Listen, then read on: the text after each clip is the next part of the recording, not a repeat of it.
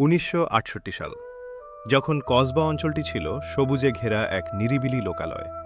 সেই সময় আধুনিক জীবনযাত্রার স্বপ্ন নিয়ে এই জনপদে একটি নতুন দিগন্ত উন্মোচিত হয়েছিল।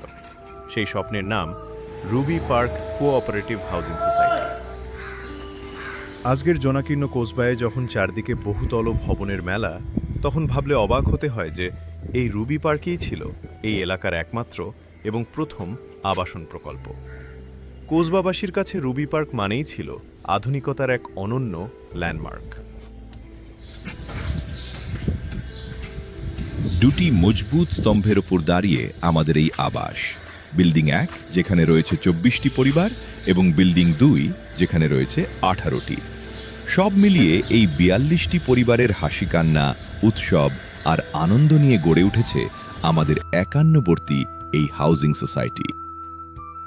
কিন্তু এই দীর্ঘ পথ চলায় আজ আমাদের মন কিছুটা ভারাক্রান্ত। 1968 সালে যারা গভীর মমতায় এই রুবি পার্কের ভিত্তিপ্রস্তর স্থাপন করেছিলেন, সেই অগ্রজদের অনেকেই আজ আমাদের ছেড়ে চলে গেছেন না ফেরার দেশে। আমাদের অলিন্দে, শুনিতে আর বসার ঘরে আজও যেন তাঁদের পদধ্বনি শোনা যায়। তবে জীবন তো থেমে থাকে না। সেই পুরনো শিকড় আঁকড়েই আজ বেড়ে উঠছে তাঁদের পরবর্তী প্রজন্ম। সাথে যুক্ত হয়েছেন কিছু নতুন মুখ, নতুন সদস্য, যারা রুবি পার্কের এই ঐতিহ্যকে ভালোবেসে আপন করে নিয়েছেন। মানুষ বদলেছে, প্রজন্ম বদলেছে, কিন্তু আমাদের সেই আদি আন্তরিকতা আর একে অপরের পাশে থাকার অঙ্গীকার আজও রয়ে গেছে ঠিক আগের মতোই। শ্বশুরবাড়ির লোকরা ওইটা হতে দেখেছে, ওই জায়গাটা ফাঁকা মাঠ ছিল। আচ্ছা, আমি যখন এসেছিলাম ওটা হয়ে গেছে। ওই মীরা দিয়ে আসতেন বলে ডাকতেন। আর এই ফ্ল্যাট কোথায় ওরা কিনেছে, একজনের বাড়ি থেকে নারকোল পাঠিয়ে দিয়েছিল। আমার বাপের বাড়ি থেকে নারকোল গাছ আছে, বলে তুমি দুটো খাবে না, একটা বৌমার জন্য একটা তোমার জন্য। ডাবালা নারকোল দিয়েছিল, আম দিয়েছিল।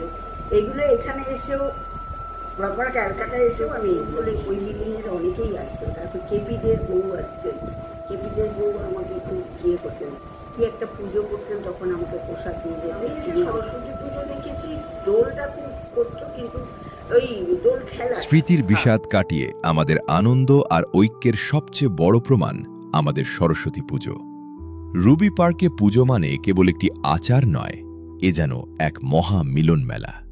পুজোর আগের রাত থেকে ডেকোরেশনের কাজ, ফুল সাজানো আর আলপনা দেওয়া, ছোট থেকে বড় প্রতিটি সদস্য এখানে সমান অংশীদার। আমাদের এখানে মেয়েই কোনো বাইরের লোক, মেয়েই কোনো আড়ম্বরপূর্ণ পেশাদারিত্ব। নিজেদের হাতে মণ্ডপ সাজানো থেকে শুরু করে পুজোর দিন, দুপুর আর রাতের ভোগ পরিবেশন সবই আমরা করি নিজেদের হাতে। বয়সের ভেদাভেদ ভুলে যখন নতুন প্রজন্মের সদস্য আর পুরনো বাসিন্দারা কাঁধে কাঁধ মিলিয়ে সবাইকে খাবার বেড়ে দেন, তখনই বোঝা যায় রুবি পার্কের আসল শক্তি। এই পুজোর পাত পেরে খাওয়াই আমাদের 42টি পরিবারকে এক সূত্রে বেঁধে রেখেছে দশকের পর দশক।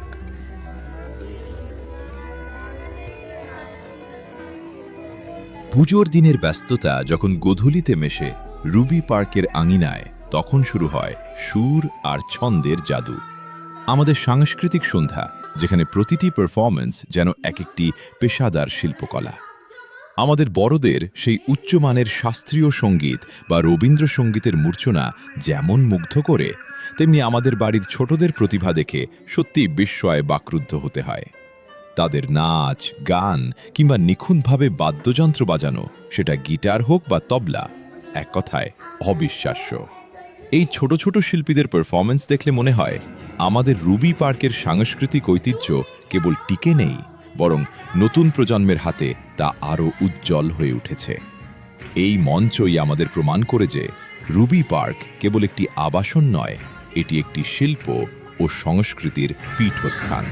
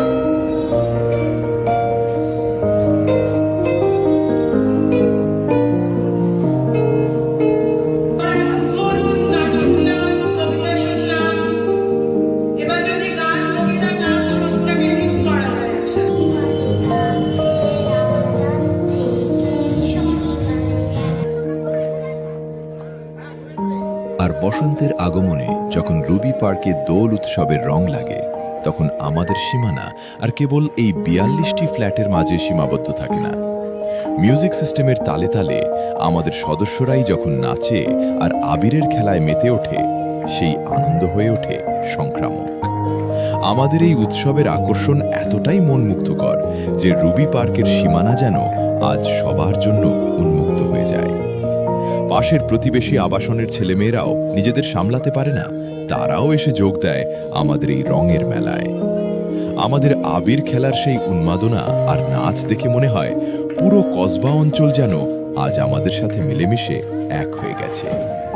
রুবি পার্কের এই খোলা মন আর আতিথেয়তাই আমাদের সবাইকে ছাড়িয়ে অনন্য করে তুলেছে।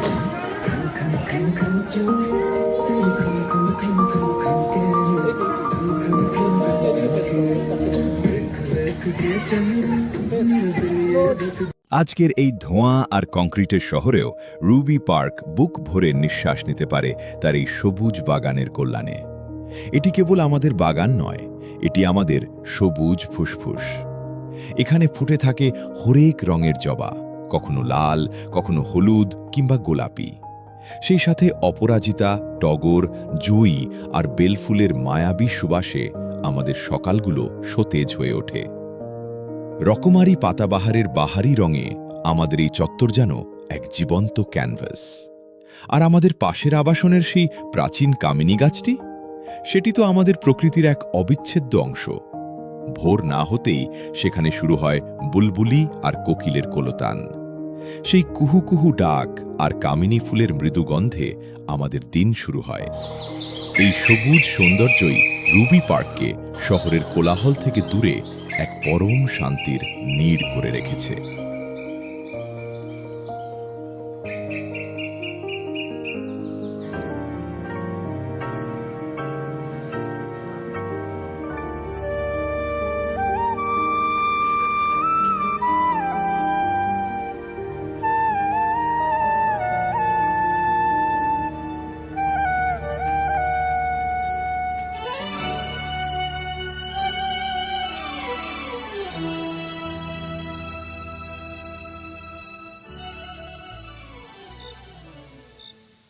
রাত বাড়লে রুবি পার্কের এই বাগান এক অন্য রূপ নেয়।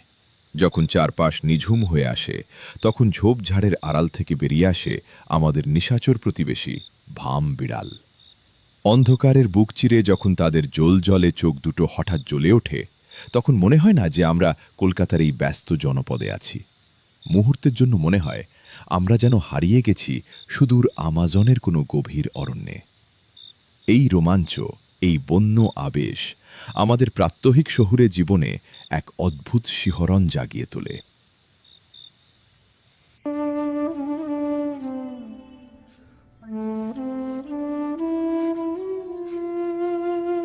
কিন্তু এই গর্ব আর ঐতিহ্যের আড়ালে আজ এক দীর্ঘশ্বাস লুকিয়ে আছে। সময় আর অবহেলার ছাপ আজ রুবি পার্কের অঙ্গে অঙ্গে। আমাদের বিল্ডিং 1 আর 2 উভয় ভবনের গায়েই আজ দেখা দিয়েছে অসংখ্য ভয়ঙ্কর ফাটল, যা আমাদের নিরাপত্তার উপর এক বড় প্রশ্নচিহ্ন এঁকে দিচ্ছে। দুর্ভাগ্যবশত যে চত্বর একদিন পরিচ্ছন্নতার উদাহরণ ছিল, আজ সেখানে যত্রতত্র পড়ে থাকে আবর্জনা। তৈরি হয়েছে এক অস্বাস্থ্যকর পরিবেশ। নিয়মিত ড্রেন পরিষ্কার না হওয়ায় মশার উপদ্রব বেড়েছে আশঙ্কাজনকভাবে। যে সবুজ ফুসফুসের গর্ব আমরা করি, তার চারপাশে আজ জমাট বাঁধছে অযত্নের অন্ধকার।